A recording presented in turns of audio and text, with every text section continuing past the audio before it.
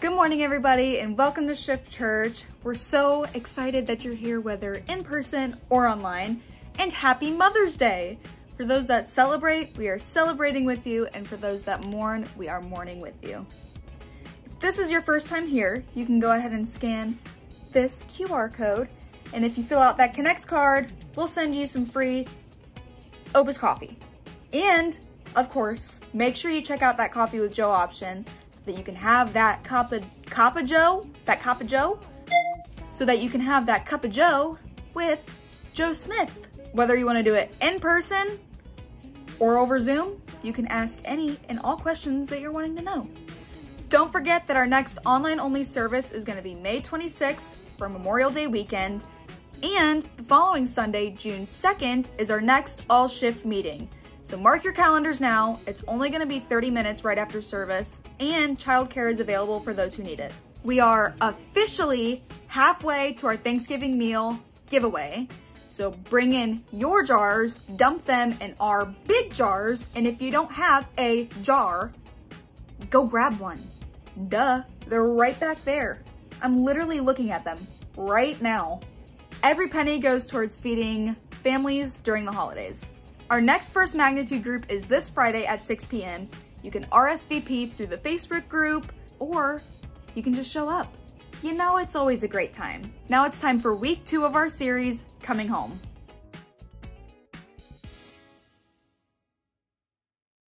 I want to say Happy Mother's Day. Welcome to everybody, and to all of those people that are traveling. We have several families that are out of town for Mother's Day, so we want to wish them Godspeed and all the good things. I want to welcome you guys, and I want to welcome my parents who are here for the first time in a long time.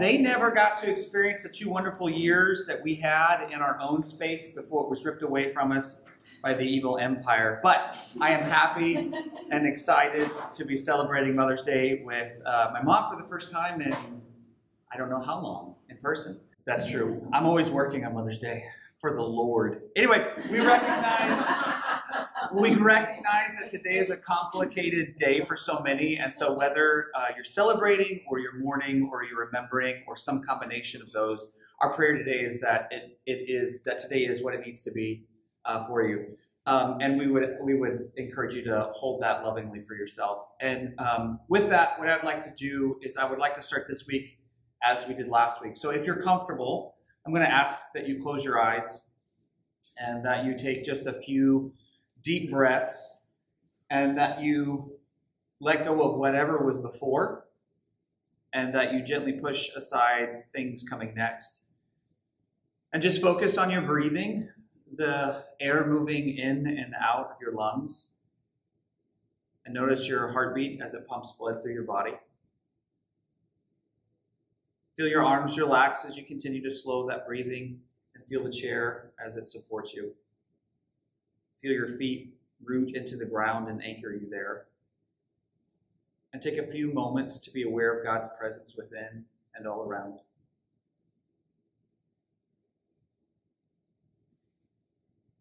What do you picture when I say the word home? Hold the image or place or thing in your mind. I'm going to ask you to set your intentions for this gathering. What is it that you need from me? What is it that you need from today? What are you hoping to leave with? And when you're ready, go ahead and open your eyes. Last week, we looked at how we grow up wanting to leave home, only to spend the rest of our lives trying to return. And it's the journey in between those moments that fundamentally change us. They transform us. And we use the ancient story of Jacob wrestling with God to explore this idea that is within us all. And this lifelong cycle of leaving and returning, of undoing and remaking, of being saved. Jacob's transformation was so deep that he was given a new name, a new identity to mark that change. Today we look at mother. Mothers are foundational. So foundational, in fact, that babies don't realize that they are a separate person for the first several months of their lives. We come into this world with the understanding that we are one with our mothers. A week after Brock was born, Tori's body began to exhibit some warning signs. She started getting these blinding headaches, and we ended up in the ER a few times before they would actually listen and admit her with what was postpartum eclampsia. When she got into the hospital, her blood pressure was in the 200/100 range. It was incredibly high, and they immediately put her on a magnesium IV to keep her from having a stroke. It got so bad that at one point the doctors told me that the next 24 hours would be crucial. I was honestly afraid that I was going to lose my wife. And during that 24-hour period, there was a moment where I found myself alone back at the house with baby Brock. And I don't know who had Jenna at the time. It was my parents or her parents, I don't remember. But I found myself just being there at the house with him, and he wouldn't shut up. He was just crying. Nothing's changed in 14 years. He still won't shut up and stop crying. No, I'm kidding. But he wouldn't stop crying, and he wasn't hungry because I had tried to feed him, and he didn't need to be changed because he was, the diaper, there was nothing in it. And I couldn't get him to stop crying, and I didn't know what to do. And I laid him in his crib that was in the bedroom because I thought, well, maybe he's just really tired and he wouldn't stop. And at that point in time, I would have tried anything to get him to quit crying. Like, if it was like jump on one foot and rub my belly, you know what I mean? Just anything to get him to stop crying. And I just had this, I don't even know why it came to me, but Tori has this little pillow. And some of you may have had these pillows to give them to your own kids that have like the day and the time and the weight of like the birth. Well, she has that pillow.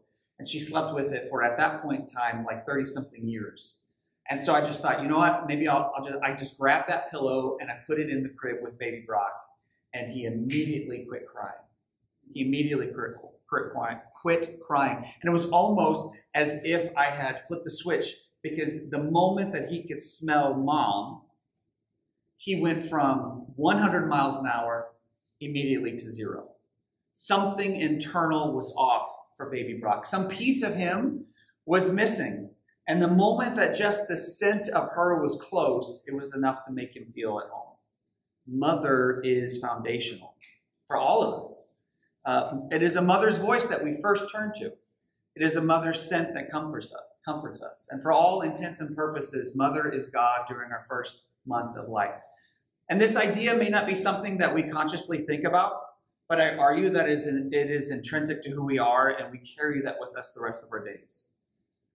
Unfortunately, we live in a society and a culture that downplays the role of women in our lives. Currently, we live in a time where the rights of women are slowly being stripped, so much so that right now, as we speak, courts are deciding how close to death a woman must be, how many organs must being failed before doctors can legally save her life. And I have told my daughter that unless she lives in a blue state, she is not allowed to get pregnant. Because if a hospital or doctor does this to her, I don't want to have to spend the rest of my life in prison, which is the inevitable outcome. So then we have the religious right that gaslights women by saying that motherhood is God's ultimate plan for their lives, and they can achieve no higher calling, all the while supporting the legislation that puts their lives at severe risk trying to attain that highest calling. To be a mother is to risk. To be a mother is to sacrifice. To be a mother means putting your body at risk and sacrificing all of yourself for the sake of another. I don't know about anybody else, but that sounds an awful lot like Jesus to me. In the second book of the Hebrew Bible called Exodus, we see a new Pharaoh, which is like Israel's king, or the king of Egypt, for those that don't know. We see a Pharaoh come to power in Egypt, and this Pharaoh doesn't know the ancient story of the Israelite Joseph and how he saved Egypt and countless lives during a severe famine. All this king knows is that there's this group of people called the Israelites that outnumber the Egyptian. And he begins to worry that they will rise up and overtake the kingdom. And so his solution was to begin to enslave this group of people known as the Israelites. Now, when we see the world through this lens of scarcity, we inevitably treat people that same way. And we see this being played out right now in Gaza. We see it being played out in the Congo. We see it being played out in Ukraine and in Haiti. People in power looking at their fellow humans through the lens of this myopic worldview and treating them as less than. This is the story of our history of the United States.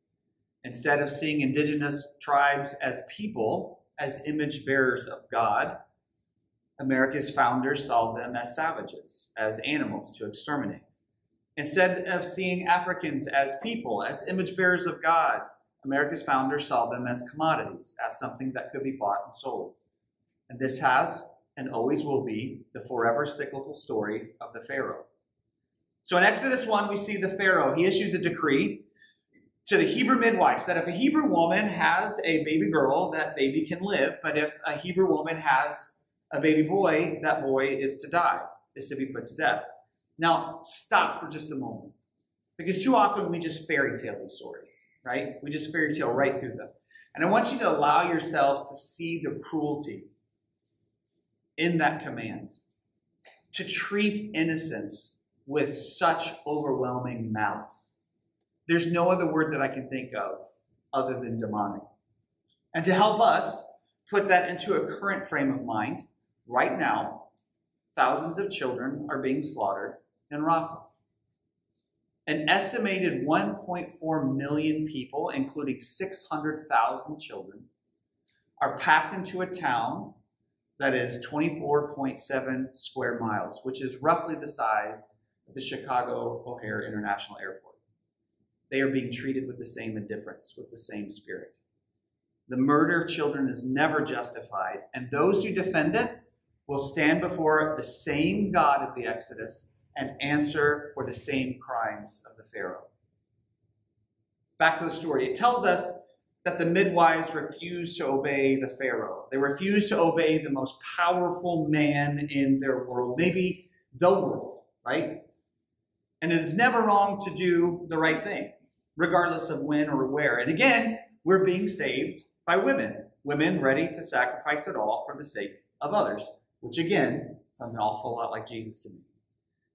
So Pharaoh, when this happens, when they refuse to obey this, would have been furious for disobeying his orders, right? And how did they respond? You can go and read the story. The Hebrew midwives, how did they respond to the most powerful man in their world being furious at them for disobeying his orders? They lied.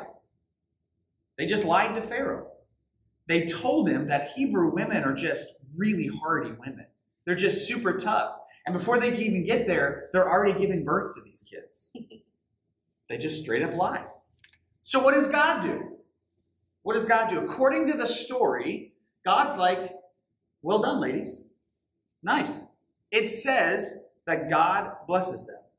These powerless women heroes disobey the government, allow the baby boys to live, and then lie to the Pharaoh when confronted, and God blesses them for it. Now, there's a whole sermon with just that idea alone. That God not only approves, but blesses the oppressed when they break the law. Heck, when they break God's law to save others. And so maybe, just maybe, God is more interested in the higher law of love than in us following the letter of the law. And maybe we would do well to attune our senses to that higher law of love and follow it even when it means disobeying our pharaohs. So the story continues that a Hebrew woman gives birth to a boy, and she hides this boy for 3 months. But when she could no longer do so, she came to what I would imagine to be like just this incredibly awful decision. And we find it here in Exodus chapter 2, starting with verse 3. And it says, when she could no longer hide him, she got a papyrus basket for him and plastered it with bitumen, and pitch. She put the child in it and placed it among the reeds in the bank of the river, and his sister stood at a distance to see what would happen to him.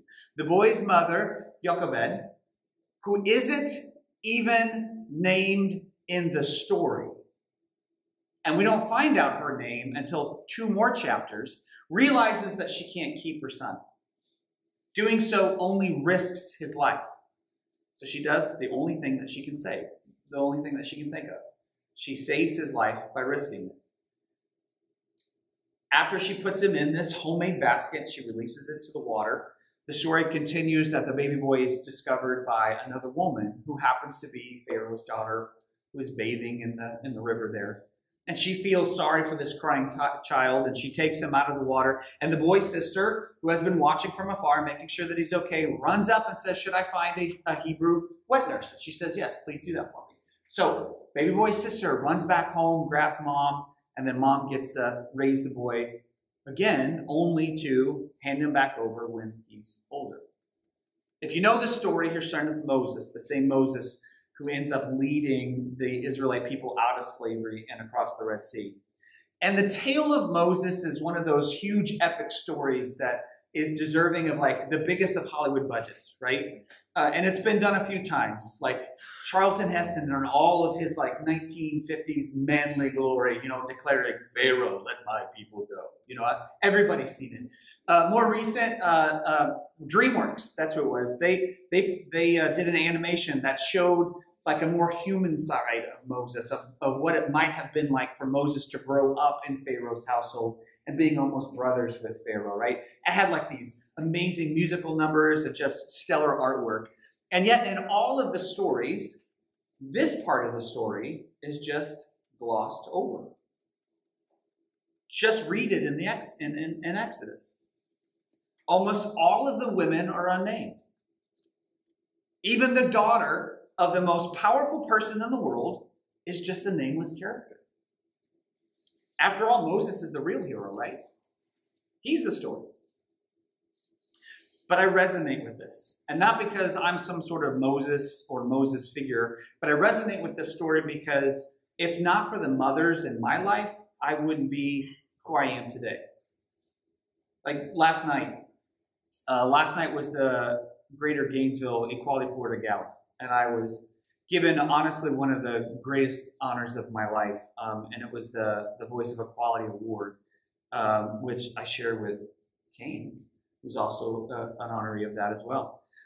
It's given out every year to a handful of people for the human rights work that they've been a part of. And it was amazing. It was an amazing night. And I don't normally take compliments well, but that was something completely different. And what made it even better for me was to be able to look out into the crowd and see my family, to see my wife and my kids and my mom and my dad. And it made it a night that I'll never forget. Listen, I have a lot to say about the role my dad plays in my life and how... There it is. Did I make the over-under? Yeah. And the role that he plays in my life, and I'll talk about that more on Father's Day. But as I stood on the stage, it struck me that our leaving and returning home, right? The journeys that unfold in between those two cycles of life are the stories of our moms. They not only participate in the cycle of leaving and returning, but they too must be in this forever cycle of letting go and then receiving. I can't imagine the heartache that comes from being a mother. I know the heartache of watching your babies grow up and move out as a father. And as close as I am with my kids, I don't share the mother bond with them. My body has never been God to my children. My body was not the one that formed them, that knit them together in the dark places. It wasn't my blood that sustained them, that fed them. It wasn't my breath that gave them life. It wasn't my skin that they laid on in the moments after being born. It wasn't my scent that calmed them. My babies never saw me as an extension of themselves. To be a mother means a lifetime of letting go and receiving. And I can't imagine the roller coaster emotions, the roller coaster of heartache of Moses' mom, Jochebed, carrying this child for 9 months, knowing the distinct possibility of it being murdered, hiding the child until she couldn't do so any longer, and coming to the terrifying realization that the only way to save him was to let him go. Then the joy she must have felt at him returning and being rescued and her still being able to raise him, only then to have it all come crashing down when the day came for her to give him back to Pharaoh's daughter. There is not a single mom listening to this that cannot identify with that cycle of letting go and receiving. And as painful as that cycle can be, none of us would be here. None of us would be who we are without the mothers who continue letting go and receiving. The story of Moses is a story of liberation from Egyptian slavery. It is a foundational story in the life of Jewish people. The high holy day of Passover comes directly from this story and is still celebrated today. Think about that. This ancient story of God liberating an oppressed people by overcoming all the gods of Egypt, leading them through the wilderness with miracle after miracle after miracle into their promised land, still being celebrated today, thousands and thousands of years later. I looked up the origin of the story, of when this story, as far back as they can trace it, it was the 13th century before Common Era, 13th century BCE. None of this happens. Not a single word of the story is written, save only for a mom. And isn't that all of our stories? Yes, it's true that some moms played that role better than others. And even then, my guess is that you had mother figures in your life that did what some moms wouldn't or couldn't do. But all our stories wouldn't be what they are without those mothers in our lives. Mother is foundational for everyone. As William Thackeray said in his novelty, Vanity Fair, mother is the name for God in the lips and hearts of little children. And every one of us, like Moses, spends our lives leaving those mothers only to return changed. Now, for all of the bravado and toxic masculinity that is like coursing through the modern evangelical church, it is often the often overlooked stories of powerless women that have been the catalyst for the biggest events in our holy book. There is no Moses without Jochebed. No prophet Samuel without Hannah. No Jacob without Rebekah. No King Solomon without Bathsheba. No John the Baptist without Elizabeth. And no Jesus without Mary. And yet they are still downplayed by these talking heads of the church. They'll wrap it in nice phrases, the way that they word things. They'll say, make it seem like they're honoring them. But then they'll turn around like John MacArthur did recently. And if you don't know who that is, you keep it that way. He's one of the biggest names in the conservative evangelical world. And he said just a few weeks ago that the biggest red flag, the biggest warning sign that a church has stopped following the Bible, this is the biggest thing. This is the number one thing to show that a church has stopped following the Bible, is that they have women preachers. Women preachers. Just shut up. Just sit down and shut up. Stop flapping your lips. Because it just sounds stupid. The story of mother is the story of God. Look, go ahead and show that list. Every one of these is God as mother. Genesis 1, Hosea 11, Hosea 13. Those are all, every one of those is God as mother. All of us are shaped and molded by the mothers and mother figures in our lives. We set out on our journeys of leaving and returning into our undoing and remaking because those mothers and mother figures are always letting us go and always waiting to receive. Yet in a time when leaders and teachers and preachers deny the existence of the divine feminine within the Trinity and within each of us, they concoct phrases like Jezebel spirit to describe any woman who steps out of line. But in doing so, they negate the flow and the relationships seen within the Trinity, the flow and relationships seen within our communities. It interrupts that same flow and relationship between us and God. How can we truly know God if we don't recognize God as mother? If we ignore that, we do so to the detriment of our world. We have to set aside all of that machismo and all of that ego-driven faith system and honor the mothers that birthed all the lives and the stories that came before us. We must honor the mothers that birthed us and the stories that made us into who we are today. and to who we are becoming. Moms are the safety nets. They're the ones that kiss our scraped knees. We should have said another one, over under. They're the ones that hold us when we wake up from a nightmare.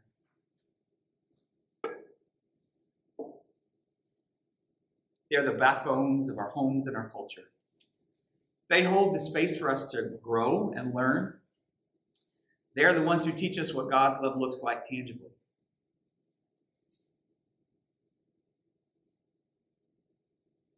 This would have been hard without you here. But yeah, you got yours coming. It's coming. Looking back, I know that there are moments that all parents regret, right? Things that we all wish that we had done differently, or that we had responded differently in certain circumstances. And as a parent, like I can identify with that. Like looking back, I wish that I would have done this differently, or I would have done this knowing this now. But as a grown kid, for the life of me, looking back, I can't think of any of the moments that my parents would have regretted, because all I remember are those moments of beauty. Like the time in 7th grade.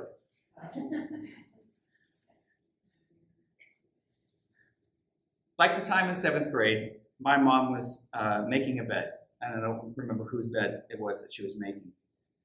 But I was in there with her, and I was telling her, this is so silly. I was telling her that I was becoming more popular in school. And it had to be such a dumb conversation. It had to be such a dumb conversation because it's such a fleeting thing, right? Like, it was such a small time period in my life. And, it's like it's here and then it's gone.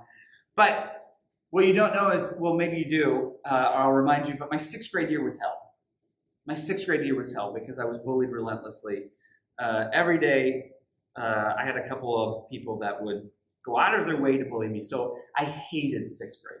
So for little Joe, who was starting to find acceptance in 7th grade, the acceptance that I felt was overwhelming. And it was important. It was a big deal to me at that time. To me, honestly, it was the single most important thing in my world, that I was now making friends, right? And I'm sure that you probably don't remember this at all, but I do, because she validated me with her response. She mirrored with her response the excitement that I felt in finding friends and finding a place. But it was the first time that I can remember recognizing that I was worthy of inclusion, worthy of belonging. And I can remember walking out of that bedroom and my feet not touching the floor. But that's moms, right? On their own journeys of leaving and returning, all the while holding space for us and their letting go and receiving. Unsung heroes in all of our stories, living pictures of God's goodness and love. Without Jochebed, there is no Moses. There is no Exodus. There is no Red Sea. There is no liberation. Without all these mothers mentioned, and countless ones not, there is no story. And so my invitation for you today is to embrace that spirit of mother, to follow the promptings of the Spirit as she invites us to be the elders and the mothers that give birth to the things that the world needs today. Now, if you're new with us, we end each gathering with just a time of reflection. And we do that to allow you the time to listen to your bodies and to listen to the Spirit. And so the band will come back up and play so it's not an awkward silence, and the lights will be turned down to help create some intimacy. And I will ask a few questions to guide that process. And then I'll pray, and we'll have a time for any that are willing to take communion, which are those small cups in your seats. And each week we reflect on what we've heard and learned as a day as we enter this time. Let it remind us as God is mother. And without that divine feminine nature, there is no flow or relationship of the Trinity or within us. So if you're comfortable, I'm going to ask you to close your eyes. And again, like we started, take a few deep breaths. and just return to your bodies and how they feel, your heartbeat, the air moving in and out of your lungs, the chairs that support you, your feet as they touch the ground, and whatever answers come up, let them. And meet them with curiosity rather than judgment, and allow the Spirit to guide you into all truth, whatever that looks like. So my first question for you today is, what was your intention? What was it that you needed from today? Did that come to you? And if so, what is it saying? And if not, why not?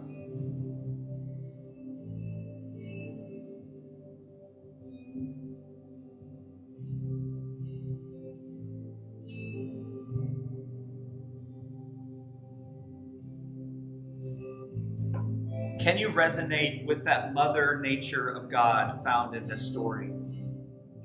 And in what way do you relate with it?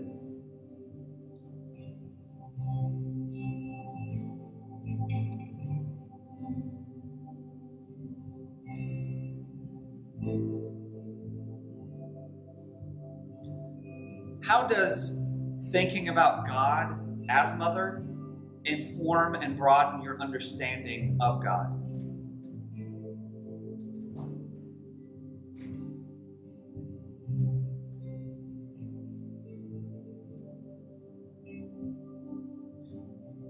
My final question is, how can we honor that mother spirit of God in how we live? And how can we honor the mothers and the mothering people in our lives?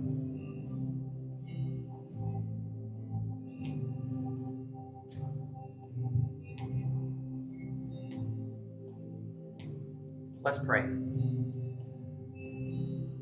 Mother God, show us the ways in which we downplay or sometimes outright ignore the divine feminine. Help us to see all the ways in which the church and society have harmed us by the patriarchal systems in our world. Help us to reclaim that flow and relationship seen within the masculine and feminine of the Trinity. And I pray that our journeys of leaving and returning, I pray that on our journeys of leaving and returning, that we would all learn to let go and receive. God, I thank you for the mothers in our lives that gave us permission to be. Thank you for their love and their guidance. And help us to all embody that mothering spirit that births resistance and births liberation. Give us eyes to see and ears to hear. Bring comfort to the afflicted, healing to the broken, and freedom to the chained. In your name, amen. Let me read this closing prayer, and then we will go our separate ways. O Sun behind all suns, O soul within all souls, grant me the grace of the dawn's glory. Grant me the strength of the sun's rays, that I may dwell in my own soul and be part of the world's healing this day, that I may dwell in my own soul and be part of the world's healing this day. Amen. Happy Mother's Day to everyone. We hope that today is whatever it needs to be for you. Now, get out of here. Go love on some people.